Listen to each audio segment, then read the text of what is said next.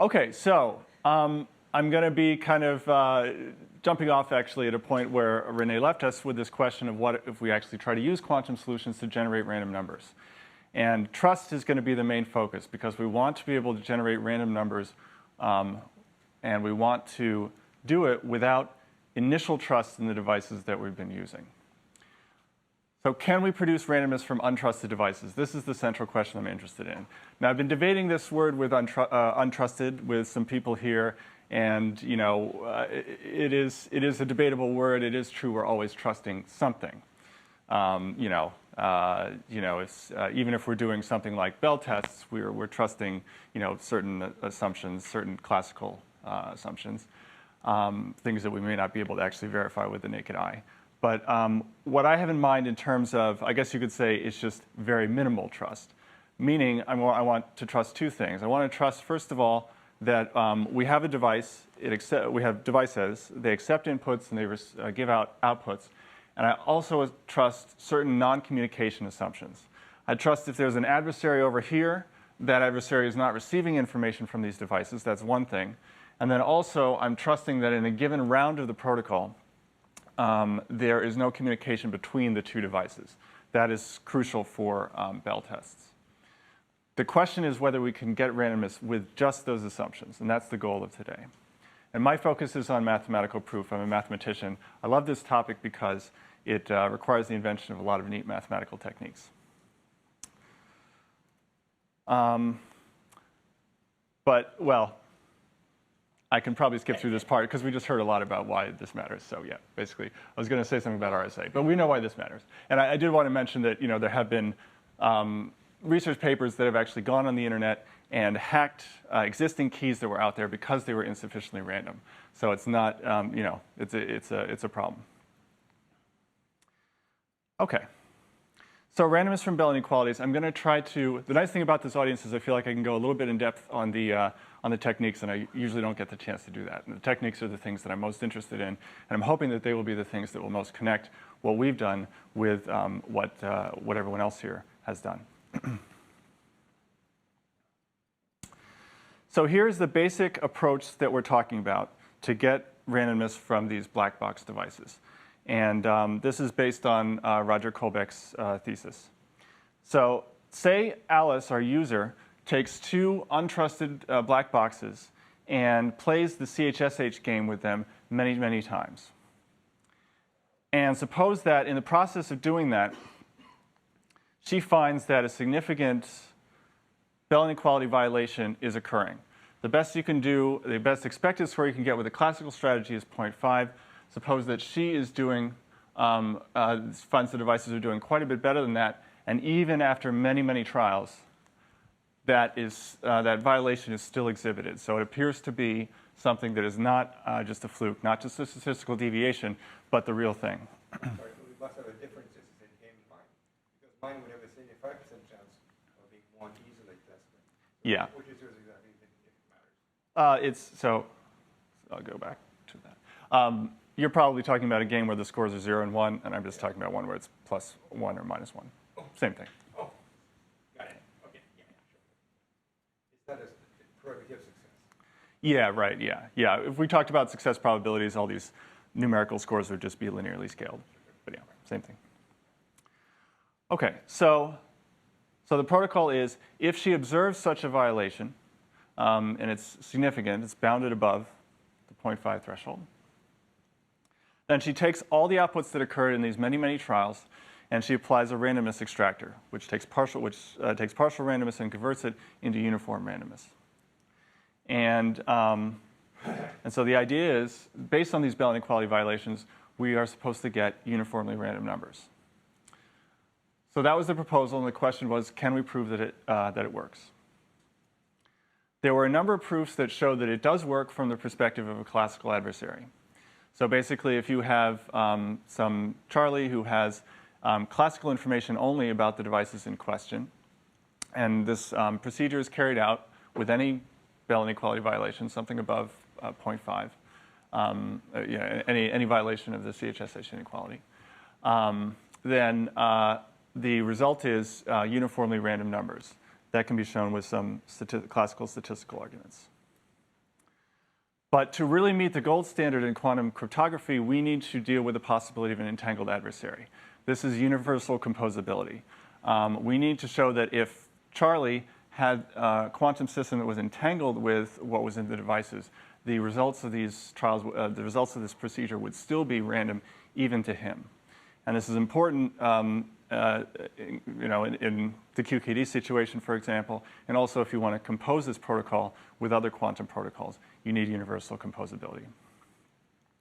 And the thing we found, we started working on this in 2010, 2011, is that it's a lot harder, and it's surprisingly hard to actually make this leap from classical to entangled adversary. One of the reasons that it's hard is that there's this idea of quantum information locking.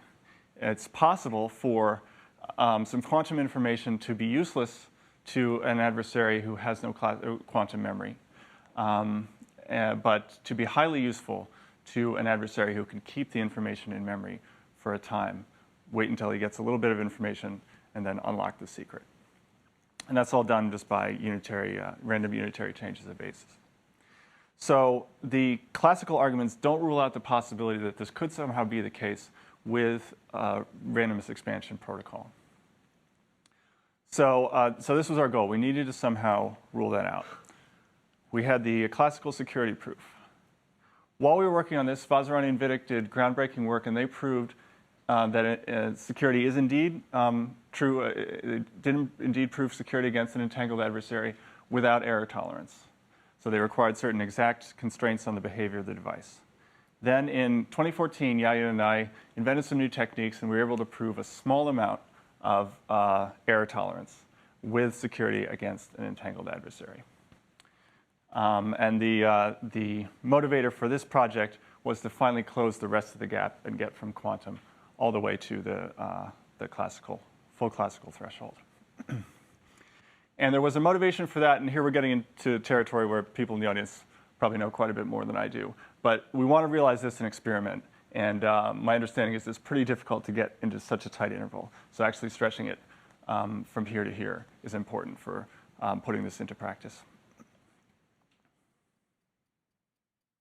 So here are the results I'll talk about today. We showed that, first of all, the quantum security threshold is actually the same as the classical threshold, meaning any violation of the CHS-SET inequality is sufficient to get random numbers. And we also showed this for a larger class of protocols.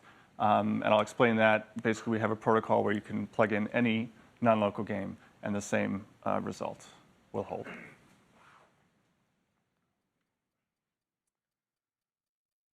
there any questions I can answer at this point?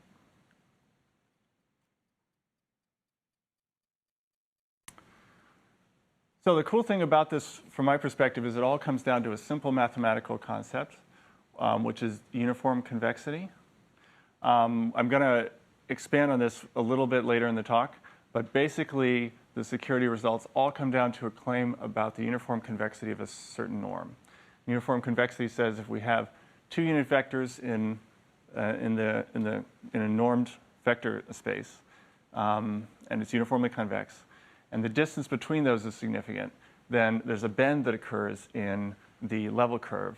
The midpoint of those two has significantly less norm than what comes than the original two vectors. And it's this gap, actually, where all the randomness comes from. It's just that gap.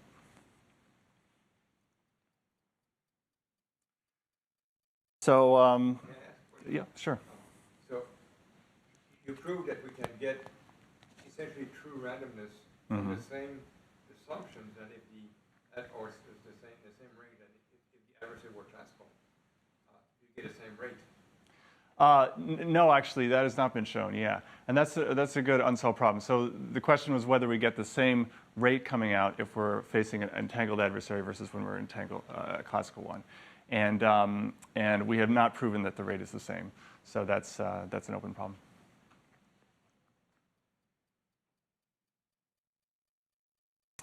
Okay, so I'm going to build up the proof in a few stages. So all of this is done with an eye towards pushing the threshold for the quantum adversary as far as it can possibly go. So we begin, just as we did in our last work, with an intermediate scenario where we assume trusted measurements but untrusted state. This is sort of a halfway mark for our results. So what I mean specifically is I'm going to assume I have a device where the state is unknown, maybe entangled with the adversary. But I do assume that at any given moment when I'm using this device, it's a binary device, the device is going to locate a qubit somewhere inside of it, and then it'll take its input bit, and then it'll perform one of two anti-commuting measurements on that input bit. Sure, you don't need to locate Locate at random. at random, say? It doesn't locate this qubit at random. No. It could be locating it maliciously. Any. Oh, you Yeah, right. Yeah. So the only assumption here is the anti-commuting assumption. Everything else is just totally arbitrary.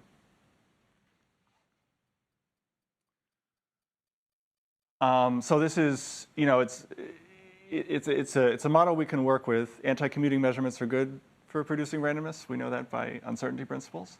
But it's still going to take us a little work to show that this, the possible entanglement doesn't foil the protocol.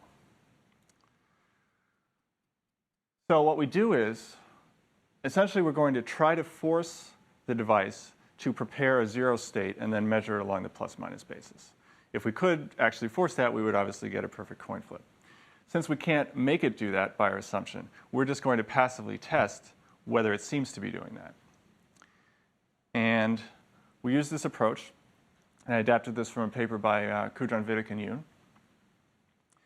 Basically, most of the time, we ask it to measure along the plus-minus basis. And then every now and then at random, we ask it to measure along the 0-1 basis. And we expect, when we measure along the 0-1 basis, to always find it in the zero state. We'll allow it to make mistakes sometimes, but if it makes too many mistakes, then we're going to give up on it, just like we did in the Kovac protocol. And after we get past that abort success criterion, then if we haven't aborted, we apply the randomness extractor as usual. So same basic principle, just using trusted measurements instead of untrusted. And we want to know if that's secure. Putting this in more formal terms, we have an adversary who has a state that I'm going to call rho. And if he iterates this protocol once, that state splits. If we consider that state together with the output letter, it splits into 4 operators, which I'm writing this way. So delta here is the probability of a 0-1 measurement. And then we repeat that process many, many times, and we get a whole bunch of different operators. And then we exclude those that correspond to aborting states. So this accounts for the second step. So we're dropping any states where too many failures have occurred, too many ones were outputted. And then we're left with some subnormalized state. And our question is whether we can determine whether that's a sufficiently random state, whether it's more random than the state rho that we started with. That's our goal. And we want to use an appropriate measure of randomness. And unfortunately, von Neumann entropy, though it's easy to work with, is not appropriate in this context. Von Neumann entropy is good when you have multiple copies of a state, but we only have one. In the one-shot case, we need to use something different. So what we use is, I think this could either be called Renyi entropy. I've also heard it called Salas entropy. We take a small number epsilon, raise the state to the 1 plus epsilon, log it, and divide by epsilon. So we're assuming here that rho is trace 1. So trace of rho to the 1 plus epsilon, that's going to be something that's a little less than 1. And then when we log it and then we divide by epsilon, then it scales according to epsilon. And we get a measure for how random it actually is.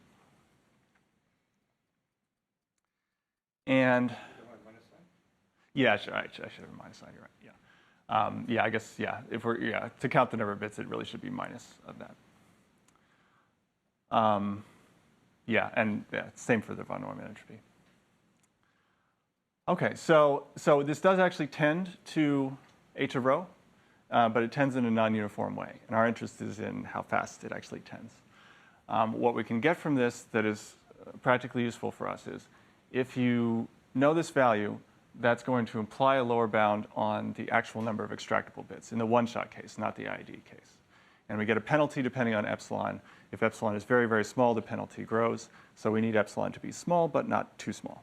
That's the basic approach.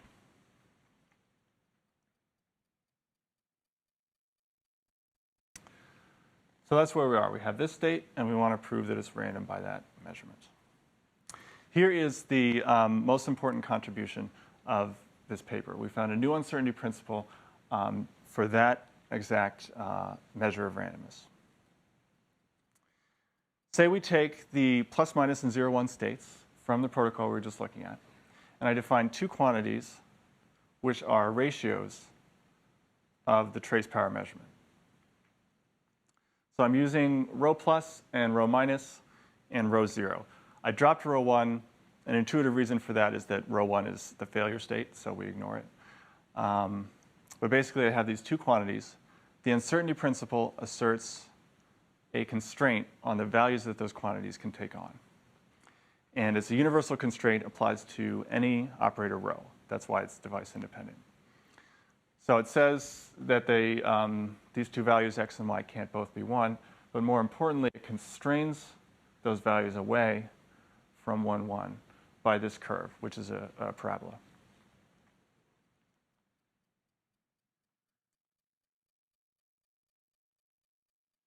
And then by an inductive argument, I always have mixed feelings about that part because it summarizes like 20 pages of mathematics. It's the most fun part of the proof. But by an inductive argument, the protocol gives a rate curve which exactly matches this boundary curve that we're looking at, except we invert it and stretch it by epsilon, or by 1 over epsilon. I want to be sure about your terminology. You talk about mathematical induction there. I'm sorry, what? Yeah, mathematical induction. Not Yeah. induction, which in science is something which is not. Induction is the bad thing compared to deduction in science. Right, yeah. You do mean mathematical induction, which is formally proven. Yes, formally proven. Absolutely. Yeah. So how do I interpret that as an uncertainty principle? Okay, so yeah, so here's a way to interpret these quantities. So if you think of this quantity here as the randomness in the plus-minus state, so the randomness that you get when you ask it to perform a plus-minus measurement, and you think of this roughly as sort of the probability. It's a little like a probability. It's not exactly a probability, but the probability of the 0 state occurring. So you can think of this as saying it can't be the case both that 0 occurs with probability 1, that the 0 outcome occurs with probability 1, and that the plus-minus measurement has no randomness. So it's kind of like saying there has to be randomness either in the plus-minus measurement or in the 0, 1 measurements, or both. They can't both be deterministic.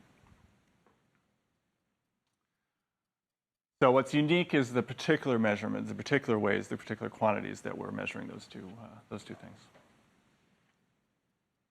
Other questions?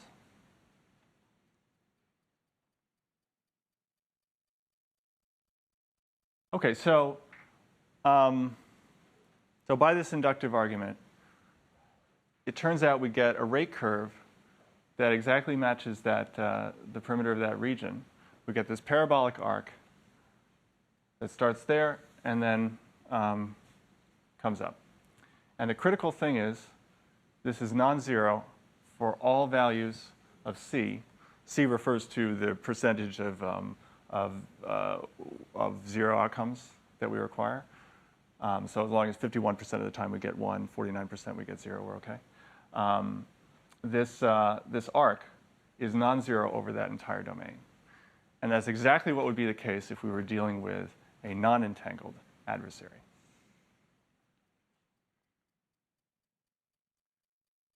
So the upshot of it all is, in the trusted measurement case, we get that the classical threshold and the quantum threshold agree. And here's why I mentioned uniform convexity.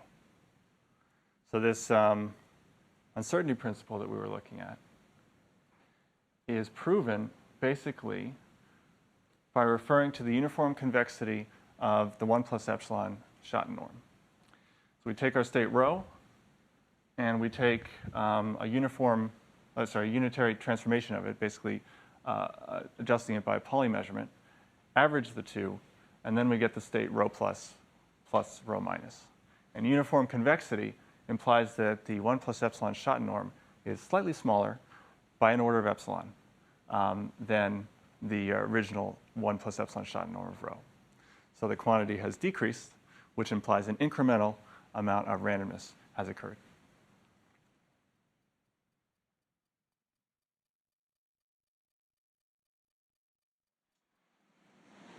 All right, so generalizing from there, that's the trusted measurement case.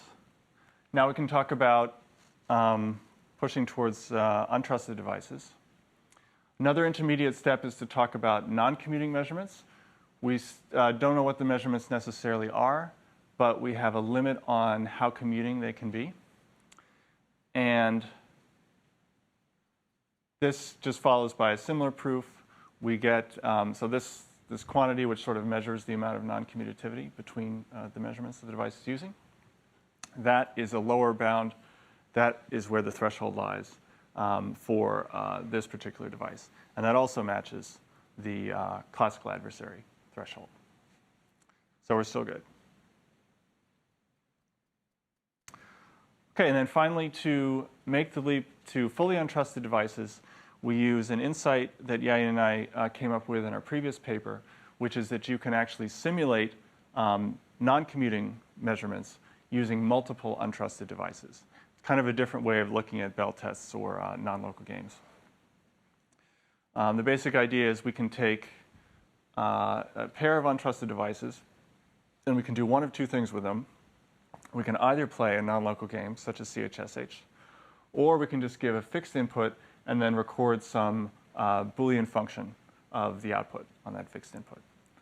And the result is, either way, we get a single bit coming out. And we have proved that that is a simulation of a device, a binary device, that performs non-commuting measurements. And the game basically determines the degree of non-commutativity.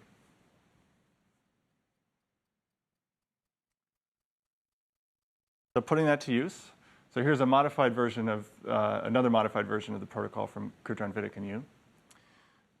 Take two devices, run them n times. Most of the time, give zeros, fixed input, to the devices. Every now and then, without warning, give a random input and play the game with them. And then we process the outputs accordingly. On the game rounds, we just record whether the game was won or not. And on the non-game rounds, we apply some deterministic Boolean function. Could just be as simple as just taking the first player's output bit, for example. So each round, we reduce the output to a single bit. We take those raw bits, and then we apply the randomness extractor to that after aborting or succeeding as necessary.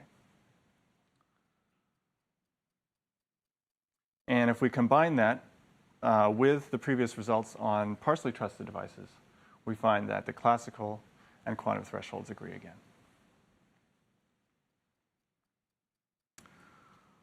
OK, so we're almost done. But there is actually even a further level of generality that we can get from this. And that is to use Cook and Specker inequalities, which are even more general than Bell inequalities. And there has been work done previously on randomness expansion from Cook and Specker inequalities, but there was no full universally composable proof for those. So we can supply that as well. So let's define a new abstract device. It's a single device, and it can receive multiple measurement requests at the same time, produce simultaneous outputs. The only requirement is if it receives two requests, like E and A, two measurements are demanded, we trust that whatever the measurements are, they must be commuting. So this is it's a weakening of the spatial separation requirements. We know that spatially separated measurements are commuting. But if we drop the spatially separated assumption and just stick to commuting, then we get what I'm calling a contextual measurement device. And the same approach shows that the classical and quantum thresholds agree as well. So mission accomplished. If I take the protocol we were looking at and put in any non-local or contextual game, the classical and quantum thresholds will always agree. So we close the gap between those two. And in particular, we get this noise tolerance of 10.3%, which gives us a little more leeway in dealing with any inefficiencies that might occur in the devices that we're using.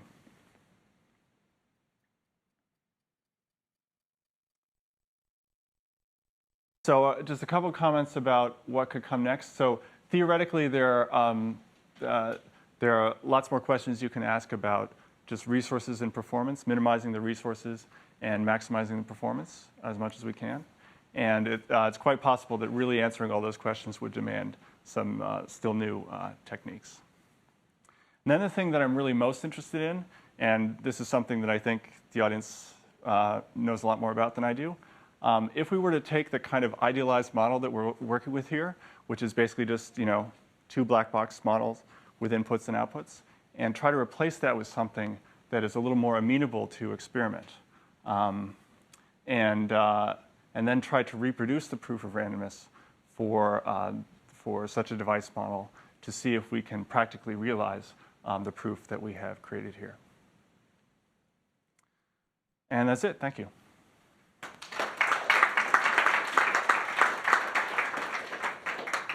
Very good. So you can tolerate a lot of noise, but I would assume not so much detection efficiency. Yeah, so currently, this is the way I see it. So basically, we have just one quantity, which we're calling noise, and that absorbs everything, including detection inefficiency. So noise has to, this 10.3% has to be big enough to encompass detector inefficiency or anything else that could occur. But a natural question would be what happens if we refine the analysis, if we actually start treating those different kinds of noise differently. Any questions?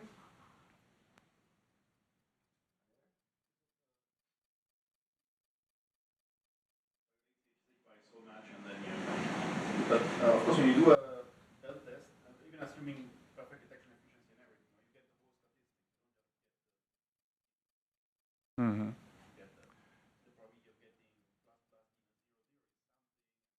Right. Yeah, that's true. Can you incorporate, because in all these, in far less paranoid scenario than yours, I mean, we and other people have done a lot of work in adding all these kind of scenarios to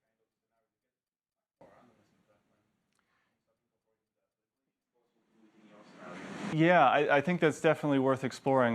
So, I mean, I've seen some papers where they talk about, say, variance of the CHSH game. So I think that amounts to taking the probability correlations you're talking about and just applying a different linear function to them, so looking at them from a different angle.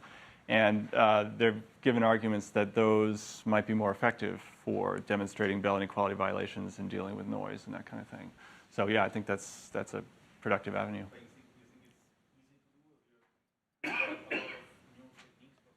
I think for that much, I think we can handle with the current analysis, because this will basically allow us to handle any linear function. It's just a matter of choosing the right linear function. Okay. What the lady was asking about is what if you could use like shifted in the thought. He's asking if you could take into account the fact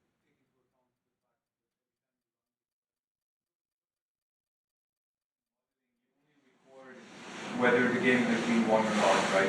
Just a single win or lose, basically. Right, that's true, yeah. Saying, well, but in fact, I mean, at some point you did see the outputs from you could be collecting more statistics and taking these into account. Is the game won or not? Oh, okay. Yeah, I see. Yeah. I think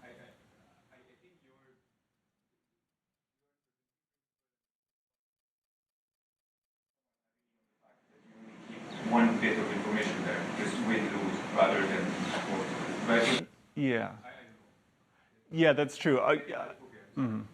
Oh, was that right?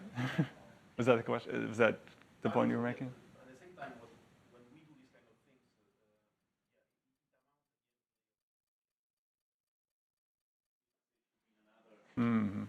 linear, so Right. in a sense I was satisfied with your answer before Thomas entered into the technical details. Oh, okay.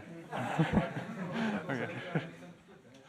Okay. I thought you were doing more than that, more than just shifting. Maybe a bunch of them. But as a result of the generic example, the dual of that thing becomes. I guess the difference is that if you know a difference in quality, maybe you can apply the same technique. Right. I guess somehow there's one more element that if you know the full statistics, then you could ask the technique to tell you what is the Okay, yeah, that's something we haven't developed yet, yeah. Yeah, so that's a fair question. So if you knew the output statistics, can you choose the right game or the right inequality to use?